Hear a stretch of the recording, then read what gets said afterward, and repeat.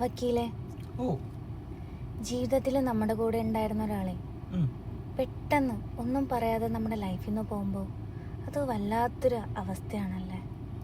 എടോ, താൻ പറഞ്ഞൊരു വല്ലാത്ത അവസ്ഥ തന്നെയാണ്. നമുക്ക് നമ്മുടെ ലൈഫിൽ പല ആൾക്കാരും നമ്മുടെ ലൈഫിൽ ഒരു കൂട്ടായിട്ട് വരും. പക്ഷേ ഒരു പോയിന്റ് എത്തുമ്പോൾ അവർ നമ്മുടെ ലൈഫിൽ നിന്ന് ഒന്നും പറയാതെ, ഒന്നും നമ്മുടെ കുറ്റം എന്താണെന്ന് പറയാതെ, നമ്മളോട് ഒരു കാര്യവും ഡിസ്ക്ലോസ് ചെയ്യാതെ അവർ നമ്മുടെ ലൈഫിൽ നിന്ന് ഇറങ്ങിപ്പോകും. പക്ഷെ അങ്ങനെ ഒരു സിറ്റുവേഷൻ വരുമ്പോൾ നമ്മൾ ഭയങ്കര വിഷമത്തിലോട്ടങ്ങ് മാറും. അങ്ങനെ വലിയൊരു വിഷമത്തിലോട്ട് നമ്മൾ മാറിക്കഴിഞ്ഞാൽ നമ്മളതിൽ നിന്ന് പുറത്ത് വരാൻ ഒരുപാട് സ്ട്രഗിൾ ചെയ്യും. അങ്ങനെ സ്ട്രഗിൾ എടുത്ത് പുറത്ത് വരിക തന്നെ ചെയ്യണം. എല്ലാ ആൾക്കാരും ഈ പറയുന്ന ഒരു ഫേസ് കടന്ന് തന്നെയായിരിക്കും വന്നിരിക്കുന്നത്. അങ്ങനെ കടന്നു വരണം. അതാണ് നമ്മുടെ ലൈഫ് നമ്മളെ പഠിപ്പിക്കുന്ന ഒരു കാര്യം എന്ന് പറയുന്നത്. ആരും നമ്മളെ കൂടെ എന്നും ഉണ്ടാവണം എന്നില്ല. പക്ഷെ നമ്മളെ കൂടെ ഉണ്ടാകുന്ന വളരെ കുറച്ച് ആൾക്കാരായിരിക്കും.